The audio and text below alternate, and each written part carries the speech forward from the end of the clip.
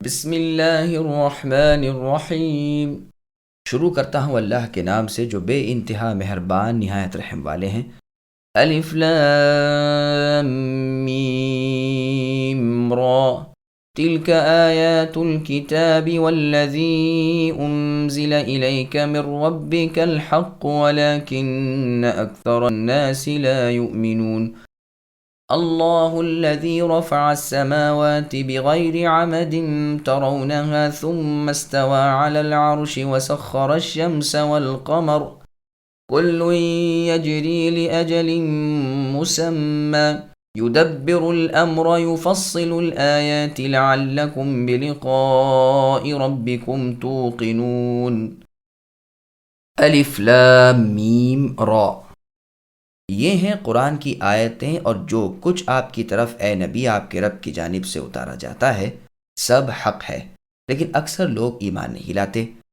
اللہ وہ ہے جس نے آسمانوں کو بغیر ستونوں کے بلند کر رکھا ہے کہ تم اسے دیکھ رہے ہو، پھر وہ اللہ عرش پر قرار پکڑے ہوئے ہیں۔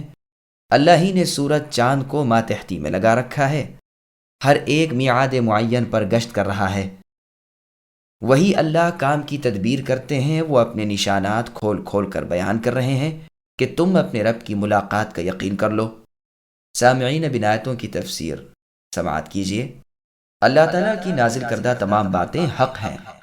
سورتوں کے شروع میں جو حروف مقطعات آتے ہیں ان کی پوری تشریح سورہ بقرہ کی تفسیر کے شروع میں لکھ آئے ہیں، اور یہ بھی ہم کہہ آئے ہیں کہ جس سورت کے اول میں یہ حروف آئیں وہاں عموماً یہی بیان ہوتا ہے کہ قرآن کلام الہی ہے، یعنی اللہ تعالیٰ کی بات ہے، اس میں کوئی شک و شبہ نہیں۔ چنانچہ یہاں بھی ان حروف کے بعد فرمایا کہ یہ کتاب کی یعنی قرآن کی آیتیں ہیں۔ بعضوں نے کہا کہ مراد کتاب سے تورات انجیل ہے، لیکن یہ ٹھیک نہیں۔ پھر اسی پر عطف ڈال کر اور صفتیں اس پاک کتاب کی بیان فرمائی کہ یہ کتاب سراسر حق ہے اور اللہ تعالیٰ کی طرف سے آپ پر اے نبی اتارا گیا ہے۔ الحق خبر ہے، اس کا مبتدا پہلے بیان ہوا ہے، یعنی الذی انزل الیک، لیکن ابن جریر کا پسندیدہ قول یہ ہے کہ واو زائدہ ہے یا عاطفہ ہے، اور صفت کا صفت پر عطف ہے جیسے ہم نے پہلے کہا ہے۔ پھر اس کی شہادت میں شاعر کا قول لائے ہیں۔ پھر آگے اللہ نے فرمایا کہ باوجود حق ہونے کے پھر بھی اکثر لوگ ایمان قبول کرنے والے نہیں، یعنی اس قرآن کی حقانیت واضح ہے، لیکن اس کی ضد ہر درمی اور سرکشی انہیں ایمان کی طرف متوجہ ہونے نہ دے گی۔ آسمان اور عرش کی تخلیق۔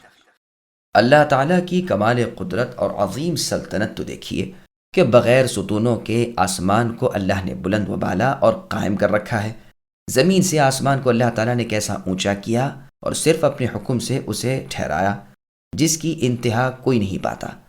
آسمان دنیا ساری زمین کو اور جو اس کے ارد گرد ہے، پانی، ہوا وغیرہ، سب کو احاطہ کیے ہوئے ہے اور ہر طرف سے برابر اونچا ہے۔ زمین سے 500 سال کی راہ پر ہے، ہر جگہ سے اتنا ہی اونچا ہے۔ پھر اسی کی اپنی موٹائی اور دل بھی 500 سال کے فاصلے کا ہے۔ پھر دوسرا آسمان اس آسمان کو بھی گھیرے ہوئے ہے، اور پہلے سے دوسرے تک کا فاصلہ وہی 500 سال کا ہے۔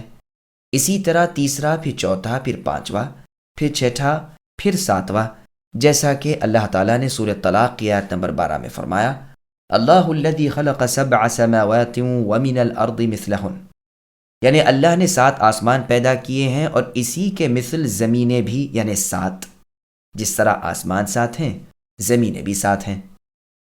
حدیث میں ہے کہ 7 آسمان اور ان میں اور ان کے درمیان میں جو کچھ ہے وہ اللہ کی کرسی کے مقابلے میں ایسا ہے جیسے کہ چٹیل میدان میں کوئی حلقہ ہو، اور کرسی عرش کے مقابلے پر بھی ایسی ہی ہے۔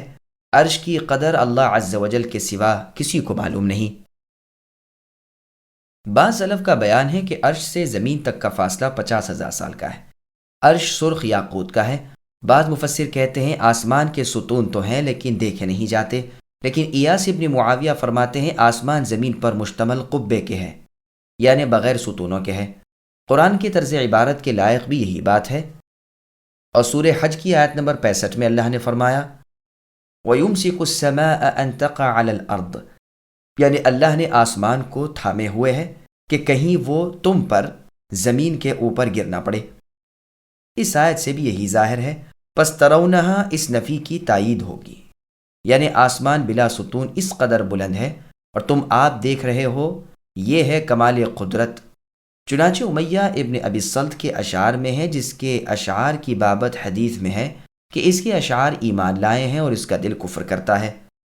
اور یہ بھی روایت ہے کہ یہ اشعار زید ابن عمرو ابن نفیل رحمہ اللہ کے ہیں، جن میں ہے وَأَنْتَ الَّذِي مِنْ فَضْلِ مَنٍّ وَرَحْمَةٍ بَعَثْتَ إِلَى مُوسَى رَسُولًا مُنَادِيًا فَقُلْتَ لَهُ فَاذْهَبْ وَهَارُونَ فَادْعُوًا إِلَى اللَّهِ فِرْعَوْنَ الَّذِي كَانَ طَاغِيًا وَقُولَا لَهُ هَلْ أَنْتَ سَوَّيْتَ هَذِهِ بِلَا وَتَدٍ حَتَّى اسْتَقَلَّتْ كَمَا هِيَ وَقُولَا لَهُ أَأَنْتَ رَفَعْتَ هَذِهِ بِلَا عَمَدٍ أَوْ فَوْقَ ذَلِكَ بَانِيًا وَقُولَا لَهُ هَلْ أَنْتَ سَوَّيْتَ وَسْطَهَا مُنِيرًا إِذَا مَا جَنَّكَ اللَّيْلُ هَادِيًا وَقُولَا لَهُ مَنْ يُرْسِلُ الشَّمْسَ غُدْوَةً فيصبح ما مست من الأرض ضحيا وقولا له من أنبت الحب في الثرى فيصبح منه العثب يهتز رابيا ويخرج منه حبه في رؤوسه ففي ذاك آيات لمن كان واعيا۔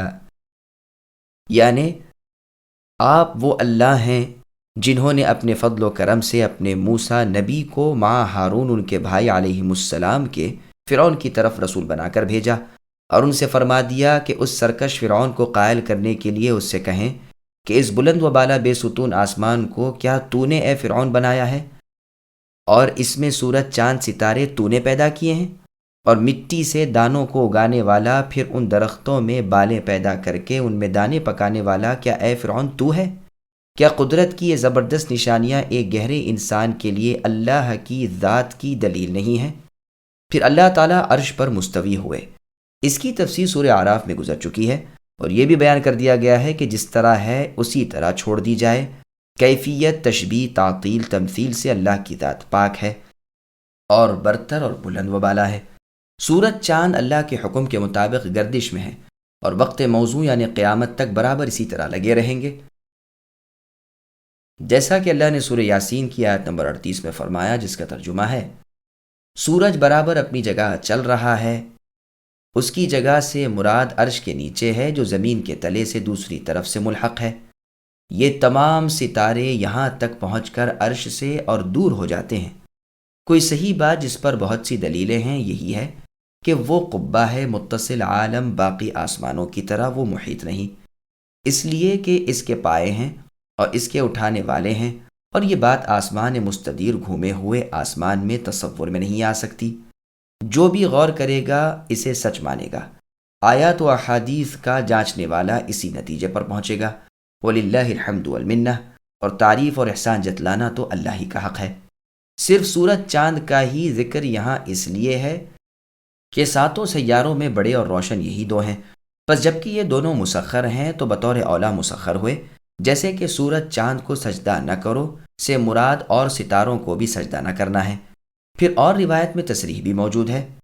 اللہ تعالیٰ کا سورہ اعراف کی آیت نمبر 54 میں فرمان ہے وَالشَّمْسُ وَالْقَمَرُ وَالنُّجُومُ مُسَخَّرَاتٌ بِأَمْرِهِ الآیہ، یعنی سورج، چاند اور ستارے اللہ کے حکم سے مسخر ہیں، وہی اللہ خلق و امر والے ہیں، یعنی پیدا کرتے ہیں اور جو چاہتے ہیں حکم دیتے ہیں، اور وہی اللہ تن تنہا برکتوں والے ہیں، وہی سارے جہانوں کے اکیلے پالنے والے ہیں۔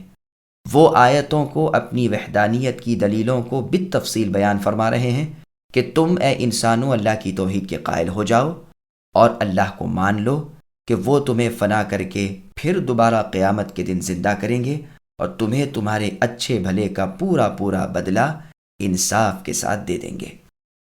وَهُوَ الَّذِي مَدَّ الْأَرْضَ وَجَعَلَ فِيهَا رَوَاسِيَ وَأَنْهَارًا وَمِن كُلِّ الثَّمَرَاتِ جَعَلَ فِيهَا زَوْجَيْنِ اثْنَيْنِ يُغْشِي اللَّيْلَ النَّهَارَ إِنَّ فِي ذَلِكَ لَآيَاتٍ لِقَوْمٍ يَتَفَكَّرُونَ وَفِي الْأَرْضِ قِطَعٌ مُتَجَاوِرَاتٌ وَجَنَّاتٌ مِّنْ أَعْنَابٍ وَزَرْعٌ وَنَخِيلٌ صِنْوَانٌ وَغَيْرُ صِنْوَانٍ يُسْقَىٰ بِمَاءٍ وَاحِدٍ وَنُفَضِّلُ بَعْضَهَا عَلَىٰ بَعْضٍ فِي الْأُكُلِ إِنَّ فِي ذَلِكَ لَآيَاتٍ لِقَوْمٍ يَعْقِلُونَ۔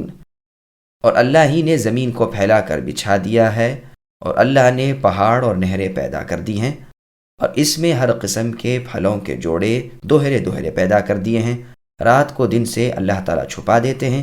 یقیناً غور و فکر کرنے والوں کے لیے اس میں بہت سی نشانیاں ہیں۔ اور زمین میں مختلف ٹکڑے ایک دوسرے سے لگتے لگاتے ہیں، اور باغات ہیں انگوروں کے، اور کھیت ہیں اور کھجوروں کے درخت ہیں، شاخدار، اور بعض ایسے ہیں جو دو شاخیں نہیں، سب ایک ہی پانی پلائے جاتے ہیں، پھر بھی ہم ایک کو ایک پر پھلوں میں برتری دیتے ہیں۔ اس میں عقل مندوں کے لیے بہت سی نشانیاں ہیں۔ سامعین، اب آیتوں کی تفصیل سماعت کیجیے۔ اللہ تعالیٰ کی قدرت کاملہ کا بیان۔ پچھلی آیتوں میں عالم علوی کا بیان تھا، یعنی آسمان اور تارے اور سورج اور چاند اور اللہ تعالیٰ کا عرش اور کرسی وغیرہ۔ یہاں عالم سفلا کا ذکر ہو رہا ہے، یعنی زمین کو طول و عرض میں پھیلا کر، یعنی لمبائی اور چوڑائی میں پھیلا کر اللہ ہی نے بچھایا ہے۔ اس میں مضبوط پہاڑ بھی اللہ ہی نے گاڑے ہوئے ہیں، اس میں دریاؤں اور چشموں کو بھی اللہ ہی نے جاری کیا ہے، تاکہ مختلف شکل و صورت، مختلف رنگ، مختلف ذائقوں کے پھل پھول درخت اس سے سیراب ہوں۔ جوڑ جوڑ میوے اللہ نے پیدا کیے، کھٹے میٹھے وغیرہ رات دن برابر ایک دوسرے کے پے در پے برابر آتے جاتے رہتے ہیں، ایک کا آنا دوسرے کا جانا ہے۔ پس مکان، سکان اور زمان سب میں تصرف پر اللہ ہی قادر مطلق ہے۔ اللہ تعالیٰ کی نشانیوں کو، ان حکمتوں کو اور ان دلائل کو جو غور سے دیکھے وہ ہدایت یافتہ ہو سکتا ہے۔ زمین کے ٹکڑے ملے جلے ہوئے ہیں، پھر اللہ تعالیٰ کی قدرت کو دیکھیے کہ ایک ٹکڑے سے تو پیداوار ہو اور دوسرے سے کچھ نہ ہو۔ ایک کی مٹی سرخ، دوسرے کی سفید، یہ زرد، یہ سیاہ، یہ پھتریلی، یہ نرم، یہ میٹھی، یہ شور اور ریتیلی۔ ایک صاف غرض یہ بھی خالق کی قدرت کی نشانی ہے، اور بتلاتی ہے کہ فاعل خود مختار مالک الملک لا شریک ایک وہی اللہ تعالیٰ خالق کل ہے، نہ اللہ کے سوا کوئی معبود، نہ پالنے والا۔ زرع و نخیل کو اگر جناتن پر عطف ڈالیں تو پیش سے مرفوع پڑھنا چاہیے، اور اعنابن پر عطف ڈالیں تو زیر سے مضاف الیہ مان کر مجرور پڑھنا چاہیے۔ ائمہ کی جماعت کی دونوں قراتیں ہیں۔ صنوان کہتے ہیں ایک درخت جو کئی تنوں اور شاخوں والا ہو، جیسے انار اور انجیر اور بعض کھجوریں۔ غیر صنوان ایسے درخت کو جو اس طرح نہ ہو کہ ایک ہی تنا ہو، جیسے اور درخت ہوتے ہیں۔ اسی سے انسان کے چچا کو صنو الاب کہتے ہیں۔ چنانچہ صحیح مسلم، سنن ابی داؤد میں رسول اللہ صلی اللہ علیہ وسلم کی حدیث میں ہے کہ آپ نے عمر رضی اللہ عنہ سے فرمایا، کیا آپ کو معلوم نہیں کہ انسان کا چچا مثل باپ کے ہوتا ہے؟ سنن ترمذی میں برا بن عازب رضی اللہ عنہ سے مروی ہے، فرماتے ہیں ایک جڑ یعنی ایک تنے میں کئی ایک شاخدار درخت کھجور ہوتے ہیں، اور ایک تنے پر ایک ہی ہوتا ہے، یہی صنوان اور غیر صنوان ہے۔ یہی قول اور بزرگوں کا ہے۔ سب کے لیے پانی ایک ہی ہے، یعنی بارش کا، لیکن ہر مزے اور پھل میں کمی بیشی میں بے انتہا فرق ہے، کوئی میٹھا ہے، کوئی کھٹا ہے۔ حدیث میں بھی یہ تفسیر ہے، ملاحظہ ہو سنن ترمذی۔ الغرض قسموں اور جنسوں کا اختلاف، رنگ کا اختلاف، بو کا اختلاف، مزے کا اختلاف، پتوں کا اختلاف، تر و تازگی کا اختلاف، ایک بہت میٹھا، ایک سخت کڑوا، ایک نہایت خوش ذائقہ، ایک بے حد بدمزہ، رنگ کسی کا زرد، کسی کا سرخ، کسی کا سفید، کسی کا سیاہ، کسی کا کچھ اور۔ اسی طرح تازگی اور پھل میں بھی اختلاف، حالانکہ غذا کے اعتبار سے سب یکساں ہیں۔ یہ اللہ تعالیٰ کی قدرت کی نیز نگیاں ایک ہوشیار شخص کے لیے عبرتیں ہیں، اور فاعل مختار اللہ تعالیٰ کی قدرت کا بڑا زبردست پتہ دیتی ہیں کہ وہ اللہ جو چاہتے ہیں ہوتا ہے۔ عقل مندوں کے لیے یہ آیتیں اور یہ نشانیاں، اللہ کے سچے معبود ہونے کی یہ نشانیاں کافی ہیں۔ وَإِن تَعْجَبْ فَعَجَبٌ قَوْلُهُمْ أَإِذَا كُنَّا تُرَابًا أَإِنَّا لَفِي خَلْقٍ جَدِيدٍ أُولَئِكَ الَّذِينَ كَفَرُوا بِرَبِّهِمْ وَأُولَئِكَ الْأَغْلَالُ فِي أَعْنَاقِهِمْ وَأُولَئِكَ أَصْحَابُ النَّارِ هُمْ فِيهَا خَالِدُونَ۔ اور اگر آپ کو اے نبی تعجب ہو تو واقعی ان کا یہ کہنا بھی عجیب ہے کہ کیا جب ہم مٹی ہو جائیں گے کیا ہم نئی پیدائش میں ہوں گے؟ یہی وہ لوگ ہیں جنہوں نے اپنے پروردگار سے کفر کیا، یہی ہیں جن کی گردنوں میں طوق ہوں گے، اور یہی ہیں جو جہنم کے رہنے والے ہیں، جو اس میں ہمیشہ رہیں گے۔ سامعین، اب آیتوں کی تفصیل سماعت کیجیے۔ انکار قیامت کا بیان۔ اللہ تبارک و تعالی اپنے نبی محمد صلی اللہ علیہ وسلم سے فرماتے ہیں کہ آپ ان کے جھٹلانے کا کوئی تعجب نہ کریں، یہ ہیں ہی ایسے کہ اللہ تعالیٰ کی اس قدر بے شمار نشانیوں کو دیکھتے ہوئے، اللہ کی قدرت کا ہمیشہ مطالعہ کرتے ہوئے، اللہ کو مانتے ہوئے کہ سب کے خالق اللہ ہی ہیں، پھر قیامت کے منکر ہوتے ہیں، حالانکہ اس سے بڑھ کر روزمرہ مشاہدہ کرتے رہتے ہیں کہ کچھ نہیں ہوتا اور اللہ تعالیٰ سب کچھ کر دیتے ہیں۔ ہر عقل مند جان سکتا ہے کہ زمین و آسمان کی پیدائش انسان کی پیدائش سے بہت بڑی چیز ہے، اور دوبارہ پیدا کرنا بنسبت پہلی مرتبہ کے پیدا کرنے کے بہت آسان ہے، جیسا کہ اللہ تعالیٰ نے سورہ احقاف کی آیت نمبر 33 میں فرمایا، اولم يروا ان اللہ الذي خلق السماوات والارض ولم يعي بخلقهن بقادر على ان يحيي الموتى بلى انه على كل شيء قدیر، یعنی جس اللہ نے آسمان و زمین بغیر تھکے پیدا کر دیا، کیا وہ اللہ مردوں کو جلانے پر قادر نہیں؟ بے شک ہے، بلکہ ہر چیز اللہ کی قدرت میں ہے۔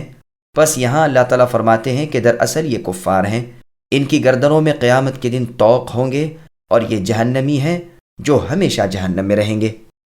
وَيَسْتَعْجِلُونَكَ بِالسَّيِّئَةِ قَبْلَ الْحَسَنَةِ وَقَدْ خَلَتْ مِن قَبْلِهِمُ الْمَثُلَاتُ وَإِنَّ رَبَّكَ لَذُو مَغْفِرَةٍ لِلنَّاسِ عَلَى ظُلْمِهِمْ وَإِنَّ رَبَّكَ لَشَدِيدُ الْعِقَابِ۔ اور اے نبی، یہ کفار آپ سے سزا کی طلبی میں جلدی کر رہے ہیں راحت سے پہلے ہی، یقیناً ان سے پہلے سزائیں بطور مثال گزر چکی ہیں۔ بے شک آپ کے رب البتہ بخشنے والے ہیں لوگوں کی بیجا حرکتوں پر بھی، اور یہ بھی یقینی بات ہے کہ آپ کے رب بڑی سخت سزا دینے والے بھی ہیں۔ سامعین، اب اس آیت کی تفسیر سماعت کیجیے۔ عذاب کا وقت مقرر ہے۔ یہ منکرین قیامت کہتے ہیں کہ اگر سچے ہو تو ہم پر عذاب الہی جلد ہی کیوں نہیں لاتے؟ کہتے تھے کہ اے وہ شخص جو دعویٰ کرتا ہے کہ تجھ پر ذکر الہی اترتا ہے، ہمارے نزدیک تو پاگل ہے، اگر بالفرض سچا ہے تو عذاب کے فرشتوں کو کیوں نہیں لاتا؟ اس کے جواب میں ان سے کہا گیا کہ فرشتے حق اور فیصلے کے ساتھ ہی آیا کرتے ہیں، جب وہ وقت آئے گا اس وقت ایمان لانے یا توبہ کرنے یا نیک عمل کرنے کی فرصت و مہلت نہیں ملے گی۔ اسی طرح اللہ تعالیٰ نے سورہ عنکبوت کی آیت نمبر 53 اور 55 میں فرمایا، وَيَسْتَعْجِلُونَكَ، 2 آیتوں تک، اور ایک جگہ یعنی سورہ معارج کی آیت نمبر 1 میں فرمایا سأل سائل، اور سورہ شورا کی آیت نمبر 18 میں اللہ نے فرمایا، جس کا ترجمہ ہے کہ بے ایمان اس عذاب کی جلدی مچا رہے ہیں اور ایماندار اس سے خوف کھا رہے ہیں اور جانتے ہیں کہ یہ عذاب آنا برحق ہے۔ اسی طرح اللہ تعالیٰ نے سورہ صاد کی آیت نمبر 16 میں فرمایا، جس کا ترجمہ ہے کہ وہ کفار و مشرکین کہتے تھے کہ اے اللہ، قیامت سے پہلے ہی ہمارا معاملہ نمٹا دیجئے۔ اور سورہ انفال کی آیت نمبر 32 میں ہے، جس کا ترجمہ ہے، وہ کفار کہتے تھے کہ اے اللہ، اگر یہ آپ کی طرف سے حق ہے تو ہم پر آسمان سے پتھر برسائیے یا کوئی اور المناک عذاب نازل فرمائیے۔ مطلب یہ ہے کہ بوجہ اپنے کفر و انکار کے اللہ کے عذاب کا آنا محال سمجھ کر اس قدر نڈر اور بے خوف ہو گئے تھے کہ عذابوں کے اترنے کی آرزو اور طلب کیا کرتے تھے۔ یہاں فرمایا کہ ان سے پہلے کے ایسے لوگوں کی مثالیں ان کے سامنے ہیں کہ کس طرح وہ عذاب الہی میں پکڑ لیے گئے۔ یہ تو کہے کہ اللہ تعالیٰ کا حکم و کرم ہے کہ گناہ دیکھتے ہیں اور فوراً انہیں پکڑتے نہیں، ورنہ روئے زمین پر کسی کو چلتا پھرتا اللہ تعالیٰ نہ چھوڑتے۔ دن رات خطائیں اللہ تعالیٰ دیکھتے ہیں اور درگزر فرماتے ہیں، لیکن اس سے یہ نہ سمجھ لیا جائے کہ وہ عذاب پر قدرت نہیں رکھتے۔ اللہ کے عذاب بھی بڑے خطرناک، نہایت سخت اور بہت درد اور دکھ دینے والے ہیں۔ چنانچہ اللہ نے سورہ انعام کی آیت نمبر 147 میں فرمایا، فَإِن كَذَّبُوكَ فَقُلْ رَبُّكُمْ ذُو رَحْمَةٍ وَاسِعَةٍ، کہ اگر اے نبی یہ کفار آپ کو جھٹلائیں تو آپ کہہ دیجئے کہ تمہارے رب اللہ تعالیٰ تو کشادہ رحمتوں والے ہیں، لیکن اللہ کے آئے ہوئے عذاب گنہگار پر سے نہیں ہٹائے جا سکتے۔ اور سورہ اعراف کی آیت نمبر 166 میں فرمایا، جس کا ترجمہ ہے کہ آپ کے پروردگار اے نبی جلد عذاب کرنے والے اور بخشنے اور مہربانی کرنے والے ہیں۔ اور سورہ حجر کی آیت نمبر 49 میں فرمایا، نبّ عبادی الی آخرہ، یعنی اے نبی میرے بندوں کو خبردار کر دیجئے کہ میں بخشنے والا، مہربانی کرنے والا ہوں، اور میرے عذاب بھی بڑے دردناک ہیں۔ اس قسم کی اور بھی بہت سی آیتیں ہیں جن میں امید و خوف و لالچ کا ایک ساتھ بیان ہوا ہے۔ تاریخ دمشق ابن عساکر میں ہے کہ حسن بن عثمان ابو حسان الرمادی رحمہ اللہ نے خواب میں اللہ تعالیٰ کا دیدار کیا، دیکھا کہ رسول اللہ اللہ تعالیٰ کے سامنے کھڑے اپنے ایک امتی کی شفاعت کر رہے ہیں، جس پر اللہ تعالیٰ نے اپنے نبی صلی اللہ علیہ وسلم کو ارشاد فرمایا کہ کیا آپ کو اتنا کافی نہیں کہ میں نے سورہ رعد میں آپ پر یہ آیت وَإِنَّ رَبَّكَ لَذُو مَغْفِرَةٍ لِلنَّاسِ عَلَى ظُلْمِهِمْ نازل فرمائی ہے؟ ابو حسان فرماتے ہیں اس کے بعد میری آنکھ کھل گئی۔ وَيَقُولُ الَّذِينَ كَفَرُوا لَوْلَا أُنزِلَ عَلَيْهِ آيَةٌ مِّن رَّبِّهِ إِنَّمَا أَنتَ مُنذِرٌ وَلِكُلِّ قَوْمٍ هَادٍ اللَّهُ يَعْلَمُ مَا تَحْمِلُ كُلُّ أُنثَىٰ وَمَا تَغِيضُ الْأَرْحَامُ وَمَا تَزْدَادُ وَكُلُّ شَيْءٍ عِندَهُ بِمِقْدَارٍ عَالِمُ الْغَيْبِ وَالشَّهَادَةِ الْكَبِيرُ الْمُتَعَالِ۔ اور کافر کہتے ہیں کہ اس پر یعنی نبی صلی اللہ علیہ وسلم پر ان کے رب کی طرف سے کوئی نشانی کیوں نہیں اتاری گئی؟ بات یہ ہے کہ آپ تو اے نبی صرف آگاہ کرنے والے ہیں، اور ہر قوم کے لیے ایک ہادی رہبر ہوتا ہے۔ مادہ اپنے شکم میں جو کچھ رکھتی ہے اسے اللہ تعالیٰ بخوبی جانتے ہیں، اور پیٹ کا گھٹنا بڑھنا بھی، ہر چیز اللہ کے پاس اندازے سے ہے، چھپے کھلے کے وہ اللہ عالم ہیں، سب سے بڑے اور سب سے بلند و بالا۔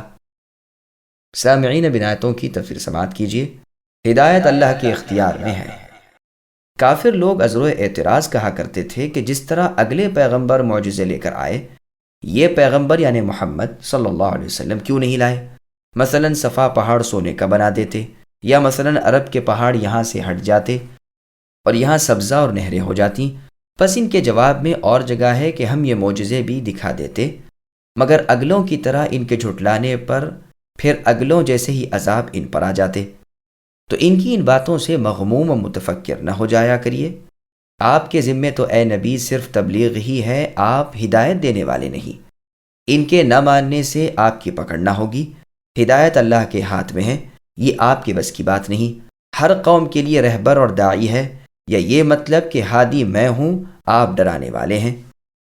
اور سورہ فاطر کی آیت نمبر 24 میں ہے وَإِن مِّنْ أُمَّةٍ إِلَّا خَلَا فِيهَا نَذِيرٌ، یعنی ہر امت میں ڈرانے والا گزرا ہے، اور مراد یہاں ہادی سے پیغمبر ہے۔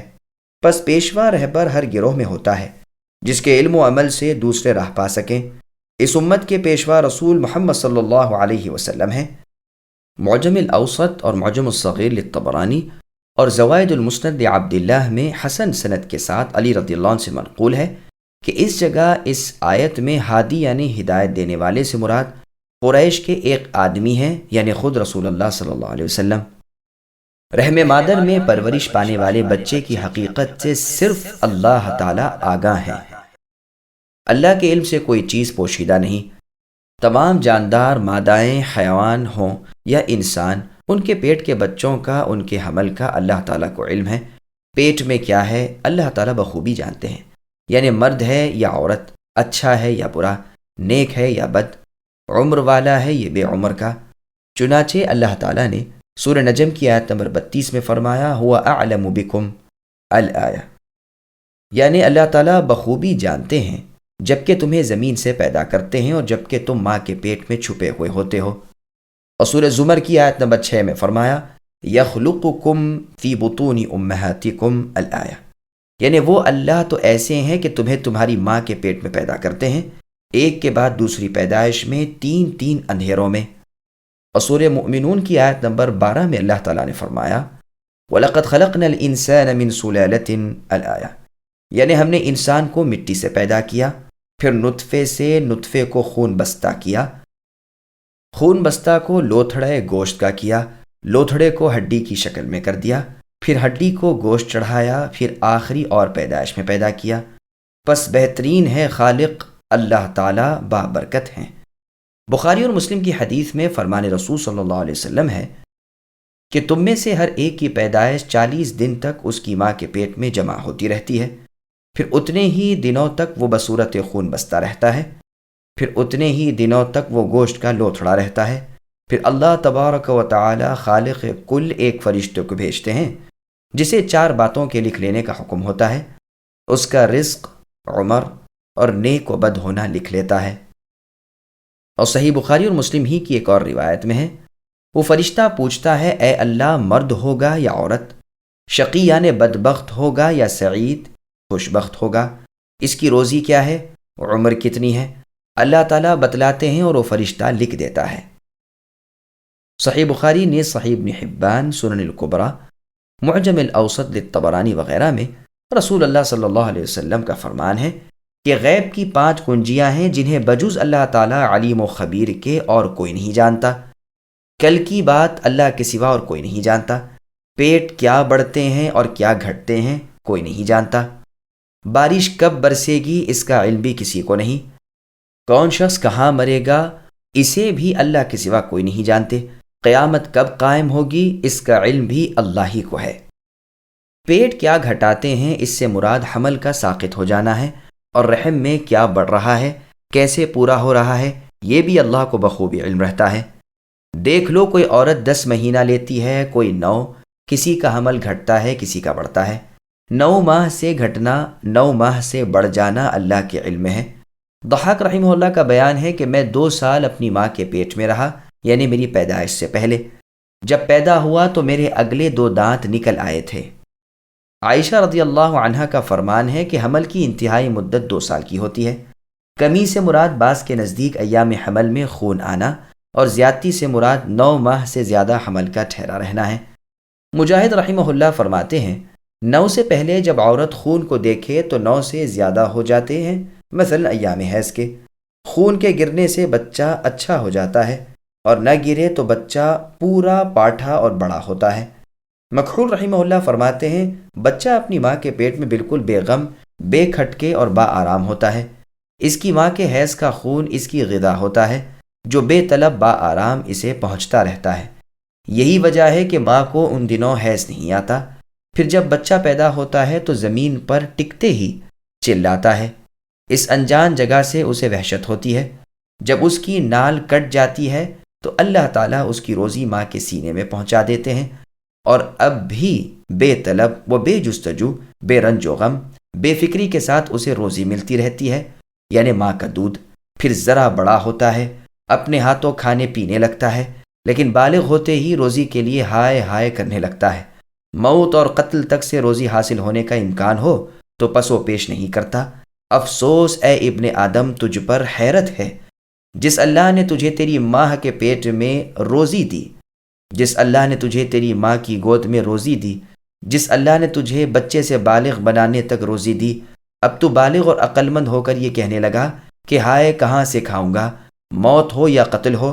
پھر آپ نے یہی آیت پڑھی، ہر چیز اللہ کے پاس باندازہ ہے، رزق اجل سب مقرر شدہ ہے۔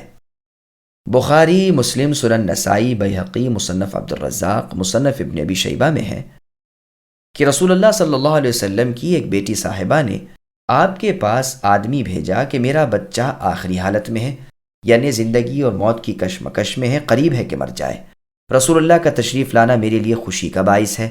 رسول اللہ نے فرمایا جاؤ اور ان سے کہہ دو، یعنی میری بیٹی سے، کہ جو اللہ لے لیں، یعنی تمہارے بیٹے کو اگر مار دیں، موت دے دیں، وہ اللہ ہی کا ہے، جو دے رکھے وہ بھی اللہ ہی کا ہے۔ ہر چیز کا صحیح اندازہ اللہ کے پاس ہے۔ ان سے کہہ دو کہ صبر کریں اور اللہ تعالیٰ سے ثواب کی امید رکھیں۔ اللہ تعالیٰ ہر اس چیز کو بھی جانتے ہیں جو بندوں سے پوشیدہ ہے، اور اسے بھی جو بندوں پر ظاہر ہے۔ اللہ سے کچھ بھی چھپا ہوا نہیں۔ وہ اللہ سب سے بڑے ہیں، وہ ہر ایک سے بلند ہے۔ ہر چیز اللہ کے علم میں ہے۔ ساری مخلوق اللہ کے سامنے عاجز لاچار ہے۔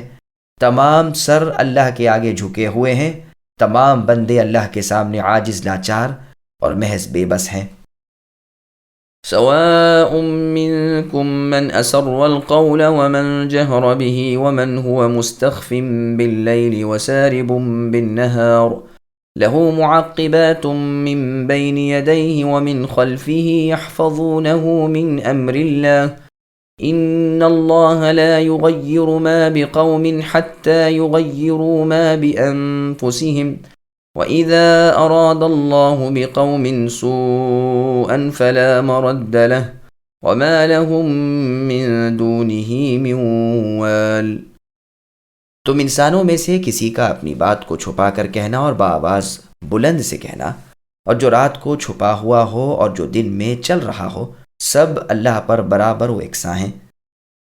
اللہ کے پہرے دار انسان کے آگے پیچھے مقرر ہیں، جو اللہ کے حکم سے اس انسان کی نگہبانی کرتے رہتے ہیں۔ کسی قوم کی حالت اللہ تعالیٰ نہیں بدلتے جب تک کہ وہ خود اسے نہ بدلیں جو ان کے دلوں میں ہے۔ اللہ تعالیٰ جب کسی قوم کی سزا کا ارادہ کر لیتے ہیں تو وہ بدلہ نہیں کرتا، اور بجز اللہ تعالیٰ کے کوئی بھی ان کا کارساز نہیں ہوتا۔ سامعین، اب ان آیتوں کی تفصیل سماعت کیجیے۔ اللہ کا علم تمام مخلوق کو محیط ہے، یعنی گھیرے ہوئے ہے۔ اللہ کا علم تمام مخلوق کو گھیرے ہوئے ہے، کوئی چیز اللہ کے علم سے باہر نہیں۔ پست اور بلند ہر آواز وہ سنتے ہیں، چھپا کھلا سب جانتے ہیں۔ تم چھپاؤ یا کھولو، اللہ سے چھپا ہوا نہیں۔ عائشہ صدیقہ رضی اللہ عنہ فرماتی ہیں، وہ اللہ پاک ہے جس کے سننے نے تمام آوازوں کو گھیرا ہوا ہے۔ قسم اللہ تعالیٰ کی، اپنے خاوند کی شکایت لے کر آنے والی عورت نے رسول اللہ صلی اللہ علیہ وسلم سے اس طرح کانا پھوسی کی کہ میں پاس ہی گھر میں بیٹھی ہوئی تھی، لیکن میں بھی پوری طرح نہ سن سکی، لیکن اللہ تعالیٰ نے سورہ مجادلہ کی ابتدائی آیات نازل فرما دی۔ یہ روایت سنن نسائی، نیز صحیح بخاری اور مستدرک حاکم میں ہے۔ یعنی اس عورت کی یہ تمام سرگوشی اللہ تعالیٰ سن رہے تھے۔ وہ اللہ سننے والے ہیں، دیکھنے والے ہیں۔ جو اپنے گھر کے تہخانے میں راتوں کے اندھیرے میں چھپا ہوا ہو، وہ، اور جو دن کے وقت کھلم کھلا آباد راستوں میں چلا جا رہا ہو، وہ اللہ کے علم میں برابر ہیں۔ جیسے اللہ تعالیٰ نے سورہ ہود کی آیت نمبر 5 میں فرمایا، اَلَا حِينَ يَسْتَغْشُونَ ثِيَابَهُمْ، اور سورہ یونس کی آیت نمبر 61 میں فرمایا، مَا تَكُونُ فِي شَأْنٍ، کہ تمہارے کسی کام کے وقت ہم ادھر ادھر نہیں ہوتے، کوئی ذرہ ہماری معلومات سے خارج نہیں۔ اللہ تعالیٰ کے فرشتے بطور نگہبان اور چوکیدار کے بندوں کے ارد گرد مقرر ہیں، جو انہیں آفتوں سے اور تکلیفوں سے بچاتے رہتے ہیں۔ جیسے کہ اعمال پر نگہبان فرشتوں کی اور جماعت ہے، جو باری باری پے در پہ آتے جاتے رہتے ہیں، رات کے الگ دن کے الگ، اور جیسے کہ 2 فرشتے انسان کے دائیں بائیں اعمال لکھنے پر مقرر ہیں، داہنے والا نیکیاں لکھتا ہے، بائیں جانب والا بدیاں لکھتا ہے، اسی طرح 2 فرشتے اس کے آگے پیچھے ہیں جو اس کی حفاظت و حراست کرتے رہتے ہیں۔ پس ہر انسان ہر وقت 4 فرشتوں میں رہتا ہے، 2 اس کے اعمال کو لکھنے والے دائیں بائیں، 2 نگہبانی کرنے والے آگے پیچھے، پھر رات کے الگ دن کے الگ۔ چنانچہ صحیح بخاری، صحیح مسلم، سنن نسائی، صحیح ابن حبان، موطا مالک وغیرہ میں رسول اللہ صلی اللہ علیہ وسلم کا فرمان ہے، تم میں فرشتے پے در پے آتے جاتے رہتے ہیں، رات کے اور دن کے۔ صبح اور شام کے ان فرشتوں کا آپس میں ملنا جھلنا صبح اور عصر کی نماز میں ہوتا ہے۔ رات گزارنے والے آسمان پر چڑھ جاتے ہیں، باوجود علم کے اللہ تبارک و تعالی ان سے پوچھتے ہیں کہ تم نے میرے بندوں کو کس حالت میں چھوڑا؟ وہ جواب دیتے ہیں کہ ہم گئے تو انہیں نماز میں پایا، اور آئے تو نماز میں چھوڑ آئے۔ سنن ترمذی میں ہے، رسول اللہ نے فرمایا، تمہارے ساتھ وہ ہیں جو سوائے پاخانے اور جماع کے وقت تم سے علیحدہ نہیں ہوتے، پس تمہیں ان کا لحاظ اور ان کی شرم اور ان کا اکرام اور ان کی عزت کرنی چاہیے۔ مراد فرشتے ہیں۔ پس جب اللہ تعالیٰ کو کوئی نقصان بندے کو پہنچانا منظور ہوتا ہے، بقول ابن عباس رضی اللہ عنہما، محافظ یعنی حفاظت میں لگے ہوئے فرشتے اس کام کو ہو جانے دیتے ہیں۔ مجاہد رحمہ اللہ کہتے ہیں، ہر بندے کے ساتھ اللہ تعالیٰ کی طرف سے موکل ہے جو اسے سوتے جاگتے جنات سے، انسان سے، زہریلے جانوروں اور تمام آفتوں سے بچاتا رہتا ہے، ہر چیز کو روک دیتا ہے مگر وہ جسے اللہ تعالیٰ پہنچانا چاہے۔ ابن عباس رضی اللہ عنہما فرماتے ہیں، یہ دنیا کے بادشاہوں، امیروں وغیرہ کا ذکر ہے جو پہرے چوکی میں رہتے ہیں۔ ضحاک فرماتے ہیں کہ سلطان یعنی مسلمانوں کا حاکم اللہ کی نگہبانی میں ہوتا ہے۔ امر اللہ سے یعنی مشرکین اور ظاہرین سے، واللہ عالم۔ ممکن ہے غرض اس قول سے یہ ہو کہ جیسے بادشاہوں، امیروں کی چوکیداری سپاہی کرتے ہیں، اسی طرح بندے کے چوکیدار اللہ تعالیٰ کی طرف سے مقرر شدہ فرشتے ہوتے ہیں۔ مسند احمد، صحیح مسلم، سنن دارمی اور معجم الاوسط وغیرہ میں رسول اللہ صلی اللہ علیہ وسلم کا فرمان ہے، تم میں سے ہر ایک کے ساتھ جن ساتھی ہے اور فرشتہ ساتھی ہے۔ لوگوں نے کہا، آپ کے ساتھ بھی؟ فرمایا، ہاں، لیکن اللہ نے اس پر میری مدد کی ہے، وہ مجھے بھلائی کے سوا کچھ نہیں کہتا۔ یہ فرشتہ بحکم الہی انسان کی نگہبانی رکھتے ہیں۔ بعض قراتوں میں من امر اللہ کے بدلے بامر اللہ ہے۔ کعب رحمہ اللہ کہتے ہیں اگر ابن آدم کے لیے ہر نرم و سخت کھل جائے تو البتہ ہر چیز اسے خود نظر آنے لگے، اور اگر اللہ کی طرف سے یہ محافظ فرشتے مقرر نہ ہوں جو کھانے پینے اور شمگاہوں کی حفاظت کرنے والے ہیں تو اللہ کی قسم تم تو اچک لیے جاؤ۔ ابو امامہ رحمہ اللہ فرماتے ہیں ہر آدمی کے ساتھ محافظ فرشتہ ہے جو تقدیری امور کے سوا کی اور تمام بلاؤں کو اس سے دفع کرتا رہتا ہے۔ ایک شخص قبیلہ مراد کا علی رضی اللہ عنہ کے پاس آیا، انہیں نماز میں مشغول دیکھا تو کہا کہ قبیلہ مراد کے آدمی آپ کے قتل کا ارادہ کر چکے ہیں، آپ پہرا چوکی مقرر کر لیجئے۔ علی رضی اللہ عنہ نے فرمایا ہر شخص کے ساتھ 2 فرشتے اس کے محافظ مقرر ہیں، بغیر تقدیر کے لکھے کسی برائی کو انسان تک پہنچنے نہیں دیتے۔ سنو اجل ایک مضبوط قلعہ ہے اور عمدہ ڈھال ہے، اور کہا گیا ہے کہ بحکم الہی امر الہی سے اس کی حفاظت کرتے رہتے ہیں۔ هو الذي يريكم البرق خوفا وطمعا وينشئ السحاب الثقال ويسبح الرعد بحمده والملائكة من خيفته ويرسل الصواعق فيصيب بها من يشاء وهم يجادلون في الله وهو شديد المحال۔ وہی اللہ ہے جو تمہیں بجلی کی چمک ڈرانے اور امید دلانے کے لیے دکھاتے ہیں اور بوجھل بادلوں کو پیدا کرتے ہیں۔ گرج اللہ کی تسبیح و تعریف کرتی ہے اور فرشتے بھی اللہ کے خوف سے۔ وہی اللہ ہیں جو آسمانوں سے بجلیاں گراتے ہیں اور جس پر چاہتے ہیں اس پر ڈالتے ہیں۔ کفار اللہ کی بابت لڑ جھگڑ رہے ہیں اور اللہ سخت قوت والے ہیں۔ سامعین اب ان آیتوں کی تفسیر سماعت کیجیے۔ آسمانی بجلی کی گرج چمک، بجلی بھی اللہ کے حکم میں ہے۔ ابن عباس رضی اللہ عنہما نے ایک سائل کے جواب میں کہا تھا کہ برق پانی ہے، مسافر اسے دیکھ کر اپنی ایذا اور مشقت کے خوف سے گھبراتا ہے اور مقیم برکت و نفع کی امید پر رزق کی زیادتی کا لالچ کرتا ہے۔ وہی اللہ ہیں جو بوجھل بادلوں کو پیدا کرتے ہیں جو بوجہ پانی کے بوجھ کے زمین سے قریب آ جاتے ہیں، پس ان میں بوجھ پانی کا ہوتا ہے۔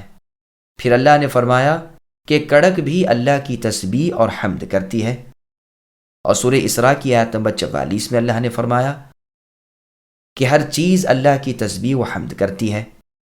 چنانچہ مسند احمد میں ہے، رسول اللہ صلی اللہ علیہ وسلم فرماتے ہیں اللہ تعالیٰ بادل پیدا کرتے ہیں اور اچھی طرح بولتے ہیں اور ہنستے ہیں۔ ممکن ہے بولنے سے مراد گرجنا اور ہنسنے سے مراد بجلی کا ظاہر ہونا ہو۔ سعد بن ابراہیم کہتے ہیں اللہ تعالیٰ بارش بھیجتے ہیں اور اس سے اچھی بولی اور اس سے اچھی ہنسی والا کوئی نہیں۔ اللہ کی ہنسی بجلی ہے اور اللہ کی گفتگو گرج ہے۔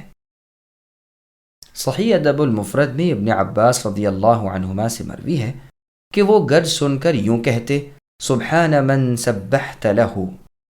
ابن ابی زکریا فرماتے ہیں جو شخص گرج کڑک سن کر کہے سبحان اللہ و بحمدہ اس پر بجلی نہیں گرے گی۔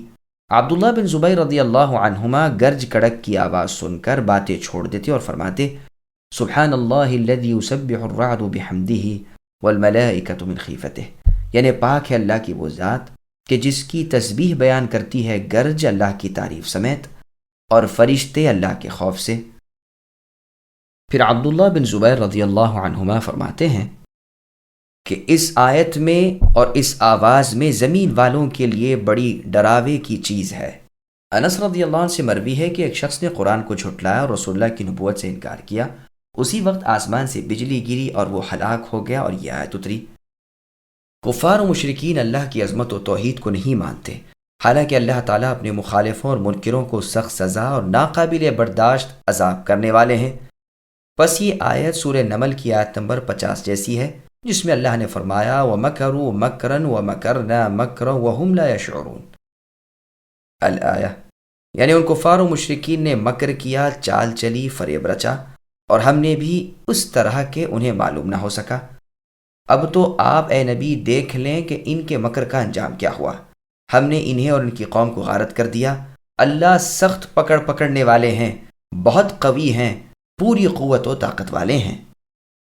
له دعوة الحق والذين يدعون من دونه لا يستجيبون لهم بشيء إلا كباسط كفيه إلى الماء ليبلغ فاه وما هو ببالغه وما دعاء الكافرين إلا في ضلال وَلِلَّهِ يَسْجُدُ مَن فِي السَّمَاوَاتِ وَالْأَرْضِ طَوْعًا وَكَرْهًا وَظِلَالُهُم بِالْغُدُوِّ وَالْآصَالِ قُلْ مَن رَّبُّ السَّمَاوَاتِ وَالْأَرْضِ قُلِ اللَّهُ قل أفاتخذتم من دونه أولياء لا يملكون لأنفسهم نفعا ولا ضرا قل هل يستوي الأعمى والبصير أم هل تستوي الظلمات والنور أم جعلوا لله شركاء خلقوا كخلقه فتشابه الخلق عليهم قل الله خالق كل شيء وهو الواحد القهار۔ اکیلے تنے تنہا انسانوں کا اللہ ہی کو پکارنا حق ہے۔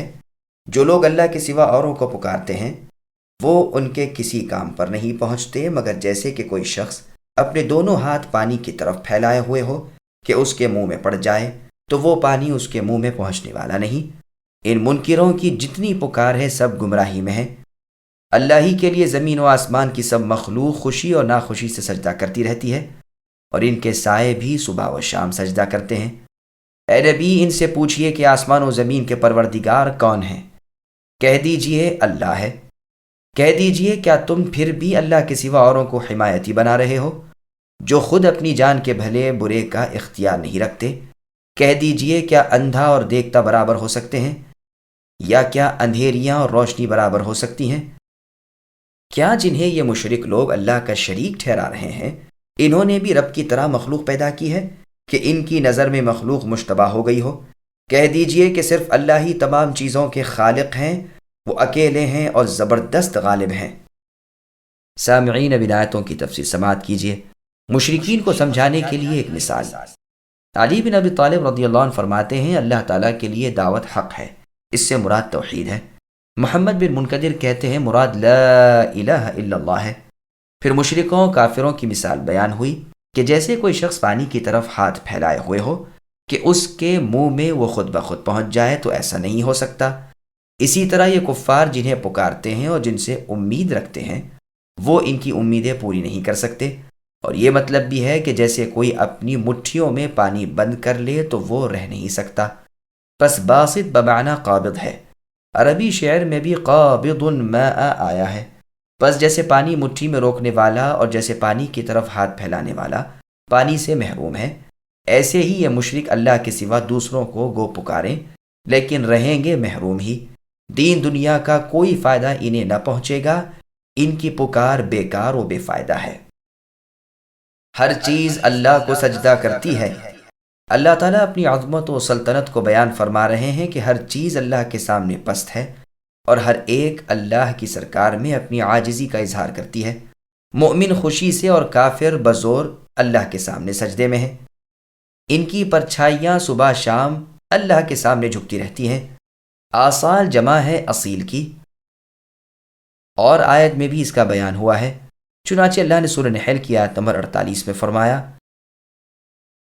اولم يروا الى ما خلق الله من شيء يتفيأ ظلاله، یعنی کیا ان مشرکوں نے یہ نہیں دیکھا کہ تمام مخلوق اللہ تعالیٰ کی اور ان کے سائے بھی دائیں بائیں جھک کر اللہ کو سجدہ کرتے ہیں اور اپنی عاجزی کا اظہار کرتے ہیں۔ حق اور باطل کی ایک مثال، اللہ تعالیٰ کے سوا کوئی معبود برحق نہیں۔ یہ مشرکین بھی اسی کے قائل ہیں کہ زمین و آسمان کا رب اور مدبر بھی اللہ ہی ہے، باوجود اس کے دوسرے اولیاء کی عبادت کرتے ہیں، حالانکہ وہ سب عاجز بندے ہیں، ان کے تو کیا خود اپنے بھی نفع و نقصان کا انہیں کوئی اختیار نہیں۔ پس یہ اور اللہ تعالیٰ کے عابد یکساں نہیں ہو سکتے، یہ تو اندھیروں میں ہیں اور اللہ تعالیٰ کا بندہ نور میں ہے۔ جتنا فرق اندھے میں اور دیکھتے میں، جتنا فرق اندھیروں اور روشنی میں ہے، اتنا ہی فرق ان دونوں میں ہے۔ پھر آگے اللہ فرماتے ہیں کہ کیا ان مشرکین کے مقرر کردہ شریک ان کے نزدیک کسی چیز کے خالق ہیں کہ ان پر تمیز مشکل ہو گئی کہ کس چیز کا خالق اللہ ہے اور کس چیز کے خالق ان کے معبود ہیں؟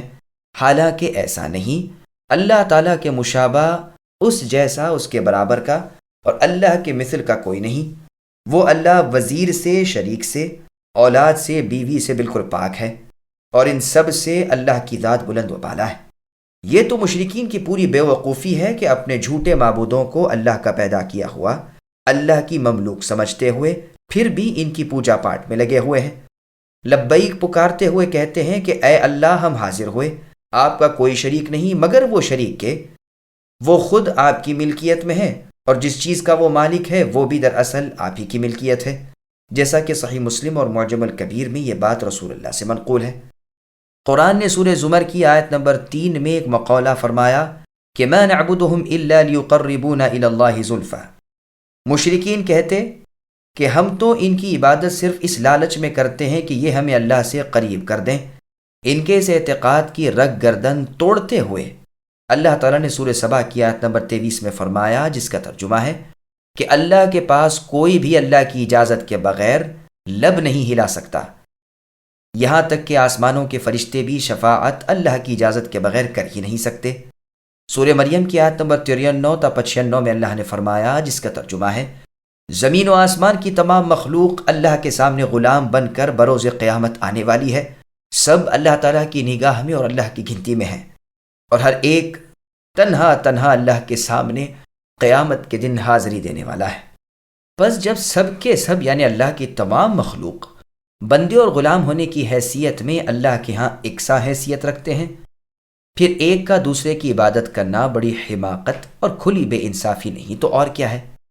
پھر اللہ نے رسولوں کا سلسلہ شروع دنیا سے جاری رکھا، ہر ایک نے لوگوں کو پہلا سبق یہ دیا کہ اللہ ایک ہیں، وہی اللہ تنے تنہا ہر قسم کی عبادتوں کے لائق ہے، اللہ کے سوا کوئی اور عبادتوں کے لائق نہیں۔ لیکن انہوں نے نہ اپنے اقرار کا پاس کیا، نہ رسولوں کی متفقہ تعلیم کا لحاظ کیا، بلکہ مخالفت کی، رسولوں کو جھٹلایا، تو کلمہ عذاب ان پر صادق آ گیا۔ یہ رب کا ان کے حق میں ظلم نہیں بلکہ عین انصاف تھا۔ أنزل من السماء ماء فسالت أودية بقدرها فاحتمل السيل زبدا رابيا ومما يوقدون عليه في النار ابتغاء حلية أو متاع زبد مثله كذلك يضرب الله الحق والباطل فأما الزبد فيذهب جفاء وأما ما ينفع الناس فيمكث في الأرض كذلك يضرب الله الأمثال۔ اللہ ہی نے آسمان سے پانی برسایا، پھر اپنی اپنی سمائی کے مطابق نالے بہہ نکلے، پھر پانی کے ریلے نے اوپر چڑھے جھاگ کو اٹھا لیا، اور اس چیز میں بھی جس کو آگ میں ڈال کر تپاتے ہیں، زیور یا ساز و سامان کے لیے، اسی طرح کے جھاگ میں اسی طرح اللہ تعالیٰ حق و باطل کی مثال بیان فرماتے ہیں۔ اب جھاگ تو ناکارہ ہو کر چلا جاتا ہے، لیکن جو لوگوں کو نفع دینے والی چیز ہے وہ زمین میں ٹھہری رہتی ہے۔ اللہ تعالیٰ اسی طرح مثالیں بیان فرماتے ہیں۔ سامعین، اب اس آیت کی تفسیر سماعت کیجیے۔ حق کی پائیداری، باطل کی بے ثباتی۔ حق و باطل کے فرق، حق کی پائیداری اور باطل کی بے ثباتی کی یہ دو مثالیں بیان فرمائیں۔ ارشاد ہوا کہ اللہ تعالیٰ بادلوں سے بارش برساتے ہیں، چشموں، دریاؤں، نالوں وغیرہ کے ذریعے برسات کا پانی بہنے لگتا ہے، کسی میں کم کسی میں زیادہ، کوئی چھوٹی کوئی بڑی۔ یہ مثال ہے دلوں کی اور ان کے تفاوت کی، کوئی آسمانی علم بہت زیادہ لیتا ہے، کوئی کم۔ پھر پانی کی اس روح پر جھاگ تیرنے لگتے ہیں۔ ایک مثال تو یہ ہوئی، دوسری مثال سونے، چاندی، لوہے، تانبے کی ہے کہ اسے آگ میں تپایا جاتا ہے۔ سونے چاندی زیور کے لیے، لوہا تانبا برتن بھانڈے وغیرہ کے لیے، ان میں بھی جھاگ ہوتے ہیں۔ تو جیسے ان دونوں چیزوں کے جھاگ مٹ جاتے ہیں، اسی طرح باطل جو کبھی حق پر چھا جاتا ہے آخر چھٹ جاتا ہے، اور حق نتھر آتا ہے جیسے پانی نتھر کر صاف ہو کر رہ جاتا ہے، اور جیسے چاندی سونا وغیرہ تپا کر کھوٹ سے الگ کر لیے جاتے ہیں۔ اب سونے چاندی پانی وغیرہ سے تو دنیا نفع اٹھاتی رہتی ہے، اور اس پر جو کھوٹ اور جھاگ آ گیا تھا اس کا نام و نشان بھی نہیں رہتا۔ اللہ تعالیٰ لوگوں کو سمجھانے کے لیے کتنی صاف صاف مثالیں بیان فرما رہے ہیں کہ یہ سوچیں سمجھیں، جیسے اللہ تعالیٰ نے سورہ عنکبوت کی آیت نمبر 43 میں فرمایا، جس کا ترجمہ ہے کہ ہم یہ مثالیں لوگوں کے سامنے بیان فرماتے ہیں، لیکن اسے علماء خوب سمجھتے ہیں۔ بعض سلف کی سمجھ میں جب کوئی مثال نہیں آتی تھی تو وہ رونے لگتے تھے، کیونکہ انہیں نہ سمجھنا علم سے خالی لوگوں کا وصف ہے۔ ابن عباس رضی اللہ عنہ فرماتے ہیں، پہلی مثال میں بیان ہے ان لوگوں کا جن کے دل یقین کے ساتھ اللہ تعالیٰ کے طرف سے ملنے والے علم کے حامل ہوتے ہیں، اور بعض دل وہ بھی ہیں جن میں شک باقی رہ جاتا ہے، پس شک کے ساتھ کا عمل بے سود ہوتا ہے، یقین پورا فائدہ دیتا ہے۔ زبدن سے مراد شک ہے جو نکمی چیز ہے، یقین کار آمد چیز ہے جو باقی رہنے والی ہے۔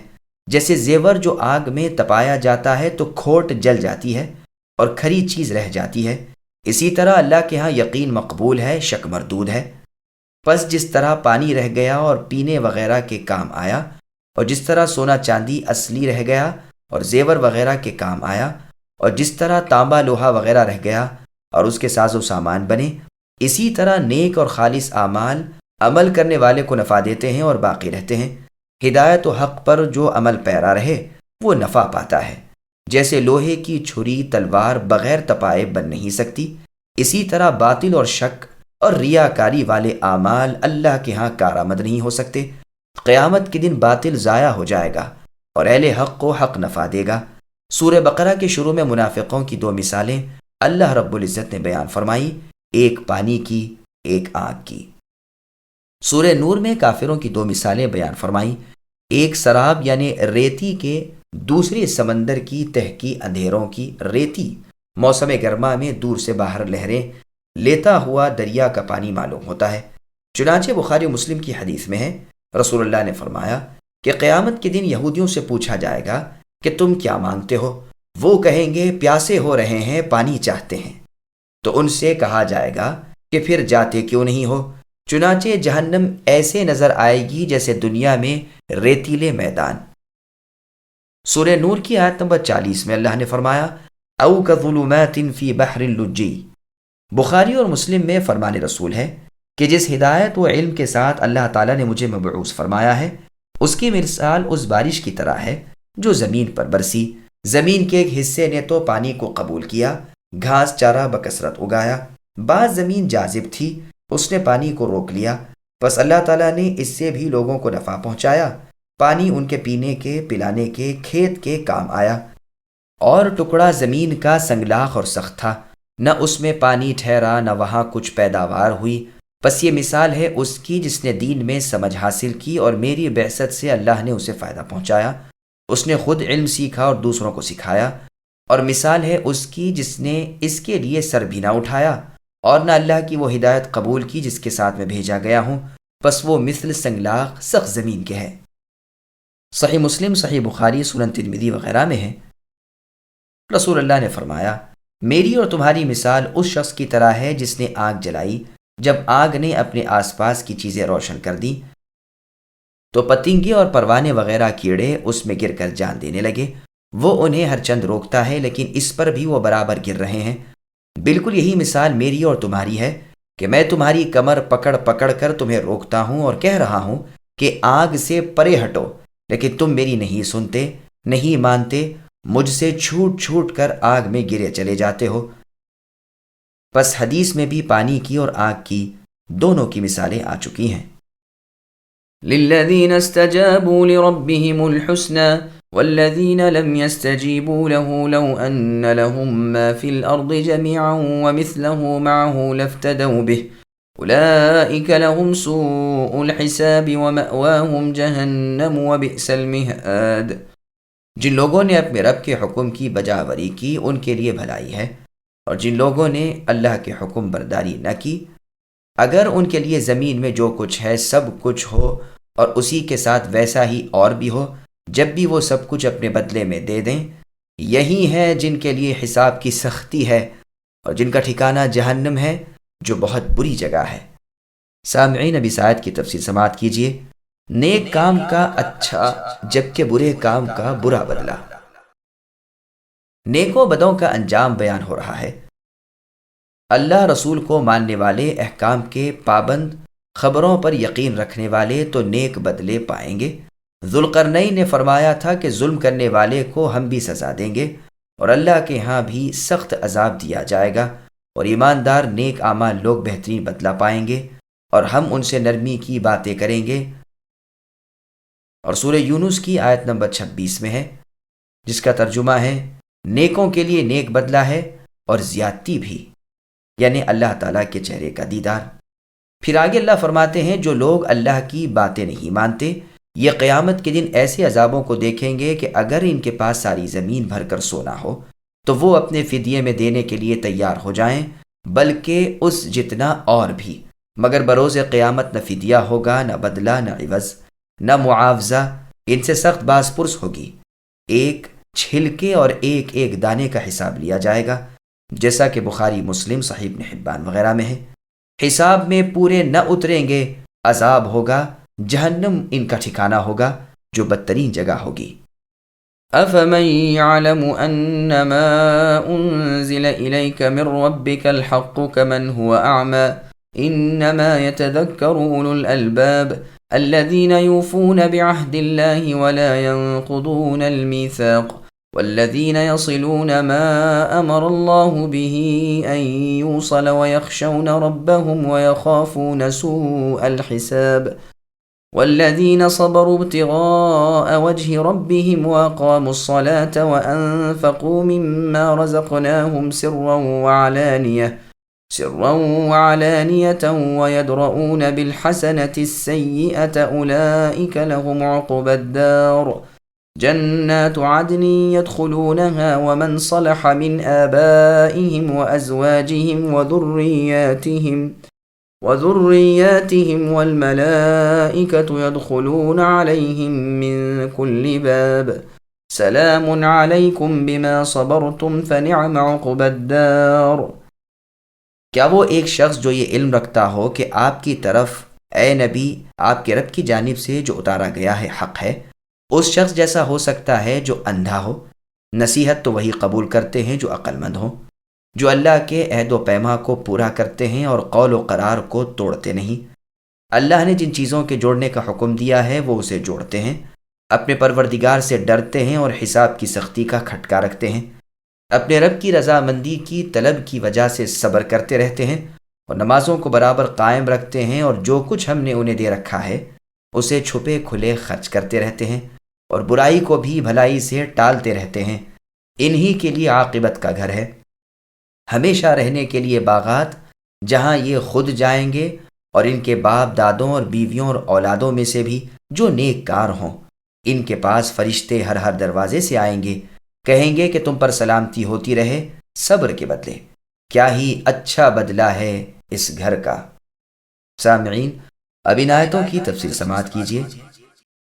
آیتوں میں ارشاد ہوتا ہے کہ ایک وہ شخص جو اللہ تعالیٰ کے کلام کو جو آپ کی جانب اے نبی اترا سراسر حق مانتا ہو، سب پر ایمان رکھتا ہو، ایک کو دوسرے کی تصدیق کرنے والا اور موافقت کرنے والا جانتا ہو، سب خبروں کو سچ جانتا ہو، سب حکموں کو مانتا ہو، سب برائیوں کو بد جانتا ہو، آپ کی سچائی کا قائل ہو، اور دوسرا وہ شخص جو نابینا ہو، بھلائی کو سمجھتا ہی نہیں، اور اگر سمجھ بھی لے تو مانتا نہ ہو، نہ سچا جانتا ہو، یہ دونوں برابر نہیں ہو سکتے۔ جیسے فرمان ہے سورہ حشر کی آیت نمبر 20 میں، جس کا ترجمہ ہے کہ دوزخی اور جنتی برابر نہیں، جنتی کامیاب ہیں۔ یہی فرمان یہاں ہے کہ یہ دونوں برابر نہیں، بات یہ ہے کہ بھلی سمجھ سمجھداروں کی ہی ہوتی ہے۔ مومن بندوں کی نیک صفات، ان بزرگوں کی نیک صفتیں بیان ہو رہی ہیں اور ان کے بھلے انجام کی خبر دی جا رہی ہے، جو آخرت میں جنت کے مالک بنیں گے، اور یہاں دنیا میں بھی جو نیک انجام ہے۔ وہ منافقوں کی طرح نہیں ہوتے کہ عہد شکنی اور غداری اور بے وفائی کریں۔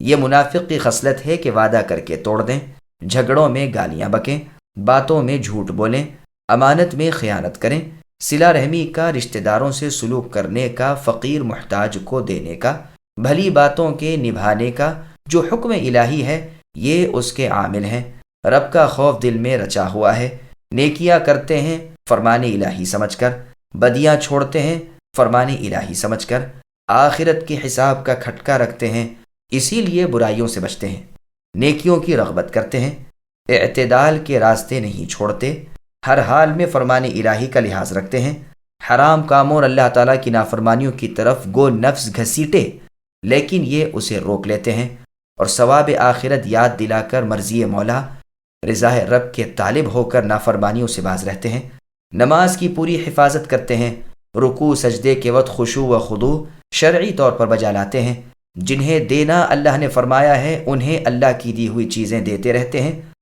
فقیر لوگ، محتاج، مسکین، اپنے ہوں یا غیر ہوں، ان نیک ایمان اچھی خصلتوں والے لوگوں کی برکتوں سے محروم نہیں رہتے۔ چھپے کھلے دن رات وقت بے وقت برابر اللہ تعالیٰ کی راہ میں خرچ کرتے رہتے ہیں۔ قباحت کو احسان سے، برائی کو بھلائی سے، دشمنی کو دوستی سے ٹال دیتے ہیں۔ دوسرا سرکشی کرے یہ نرمی کرتے ہیں، دوسرا سر چڑھے یہ سر جھکا دیتے ہیں، دوسروں کے ظلم سہ لیتے ہیں اور خود سلوک کرتے ہیں۔ اللہ تعالیٰ نے سورہ فصلت کی آیت نمبر 34 میں فرمایا ادفع باللتی ہی احسن الی آخر الآیہ، یعنی اے نبی بہت اچھے طریقے سے آپ ٹال دیا کیجئے تو دشمن بھی گاڑھا دوست بن جائے گا۔ صبر کرنے والے صاحب نصیب ہی اس مرتبے کو پاتے ہیں۔ ایسے لوگوں کے لیے اچھا انجام ہے، وہ اچھا انجام اور بہترین گھر جنت ہے جو ہمیش کی والی اور پائیدار ہے۔ عبداللہ بن عمرو رضی اللہ عنہما فرماتے ہیں کہ جنت کے ایک محل کا نام عدن ہے، جس میں بروج اور بالا خانے ہیں، جس کے 5000 دروازے ہیں، ہر دروازے پر 5000 فرشتے ہیں۔ وہ محل مخصوص ہے نبیوں اور صدیقوں اور شہیدوں کے لیے۔ ضحاک رحمہ اللہ کہتے ہیں یہ جنت کا شہر ہے جس میں انبیاء ہوں گے، شہداء ہوں گے اور ہدایت کے ائمہ ہوں گے، اور ان کے آس پاس اور لوگ ہوں گے، اور ان کے ارد گرد اور جنتیں ہیں۔ وہاں یہ اپنے اور چہیتوں کو بھی اپنے ساتھ دیکھیں گے۔ ان کے بڑے باپ دادا، ان کے چھوٹے بیٹے پوتے، ان کے جوڑے بھی جو ایماندار اور نیک کار تھے ان کے پاس ہوں گے، اور راحتوں میں مسرور ہوں گے جس سے ان کی آنکھیں ٹھنڈی رہیں گی، یہاں تک کہ اگر کسی کے اعمال اس درجہ بلندی تک پہنچنے کے قابل نہ بھی ہوں گے تو اللہ تعالیٰ ان کے درجے بڑھا دیں گے اور اعلیٰ منزل تک پہنچا دیں گے، جیسا کہ اللہ تعالیٰ نے سورہ طور کی آیت نمبر 21 میں فرمایا وَالَّذِينَ آمَنُوا وَاتَّبَعَتْهُمْ ذُرِّيَّتُهُمْ بِإِيمَانٍ أَلْحَقْنَا بِهِمْ ذُرِّيَّتَهُمْ إِلَى آخِرِهِ، یعنی جن ایمانداروں کی اولاد ان کی پیروی ایمان میں کرتی ہے ہم انہیں بھی ان کے ساتھ ملا دیتے ہیں۔ ان کے پاس مبارکباد اور سلام کے لیے ہر دروازے سے ہر وقت فرشتے آتے رہتے ہیں۔ یہ بھی اللہ تعالیٰ کا انعام ہے تاکہ ہر وقت خوش رہیں اور بشارتیں سنتے رہیں۔ نبیوں، صدیقوں، شہیدوں کا پڑوس، فرشتوں کا سلام اور جنت الفردوس مقام۔ مسند احمد کی حدیث میں ہے، رسول اللہ فرماتے ہیں جانتے بھی ہو کہ سب سے پہلے جنت میں کون جائیں گے؟ لوگوں نے کہا اللہ تعالیٰ کو علم ہے اور اللہ کے رسول محمد صلی اللہ علیہ وسلم کو۔ رسول اللہ نے فرمایا سب سے پہلے جنتی مساکین مہاجرین ہیں جو دنیا کی لذتوں سے دور تھے، جو تکلیفوں میں مبتلا تھے، جن کی امنگیں دلوں میں ہی رہ گئیں اور قضا آ گئی، یعنی اسی حالت میں وہ مر گئے۔ رحمت کے فرشتوں کو حکم الہی ہوگا کہ جاؤ انہیں مبارکباد دو۔ فرشتے کہیں گے اے اللہ، ہم آپ کے آسمانوں کے رہنے والے، آپ کی بہترین مخلوق ہیں، کیا آپ ہمیں حکم دیتے ہیں کہ ہم جا کر انہیں سلام کریں اور انہیں مبارکباد پیش کریں؟ اللہ تعالیٰ جواب دیں گے یہ میرے وہ بندے ہیں جنہوں نے صرف میری عبادت کی تھی، میرے ساتھ کسی کو شریک نہ کیا، دنیاوی راحتوں سے محروم رہے، مصیبتوں میں مبتلا رہے، کوئی مراد پوری نہ ہونے پائی، اور یہ صابر و شاکر رہے، یعنی صبر بھی کرتے رہے اور شکر گزاری بھی کی۔ اب تو فرشتے جلدی جلدی بشوق ان کی طرف دوڑیں گے، ادھر ادھر کے ہر دروازے سے گھسیں گے اور سلام کر کے مبارکباد پیش کریں گے۔ معجم طبرانی میں ہے، رسول اللہ نے فرمایا کہ سب سے پہلے جنت میں جانے والے 3 قسم کے لوگ ہیں۔ فقراء یعنی فقیر مہاجرین جو مصیبتوں میں مبتلا رہے، جب انہیں جو حکم ملا بجا لاتے رہے، انہیں ضرورتیں بادشاہوں سے ہوتی تھی لیکن مرتے دم تک پوری نہ ہوئی۔ جنت کو بروز قیامت اللہ تعالیٰ اپنے سامنے بلائیں گے، وہ بنی سوری اپنی تمام نعمتوں اور تازگیوں کے ساتھ حاضر ہوگی۔ اس وقت آواز لگائی جائے گی کہ میرے وہ بندے جو میری راہ میں جہاد کرتے تھے، میری راہ میں ستائے جاتے تھے، میری راہ میں لڑتے بھڑتے تھے، وہ کہاں ہیں؟ آؤ بغیر حساب و عذاب کے جنت میں چلے جاؤ۔ اس وقت فرشتے اللہ تعالیٰ کے سامنے سجدے میں گر پڑیں گے اور عرض کریں گے کہ پروردگار، ہم تو صبح شام آپ کی تسبیح و تقدیس میں لگے رہے، یہ کون ہے جنہیں ہم پر بھی آپ نے فضیلت عطا فرمائی؟ اللہ رب العزت فرمائیں گے یہ میرے وہ بندے ہیں جنہوں نے میری راہ میں جہاد کیا، میری راہ میں تکلیفیں برداشت کی۔ اب تو فرشتے جلدی کر کے ان کے پاس ہر دروازے سے جا پہنچیں گے، سلام کریں گے اور مبارکباد پیش کریں گے کہ تمہیں تمہارے صبر کا بدلہ کتنا اچھا ملا۔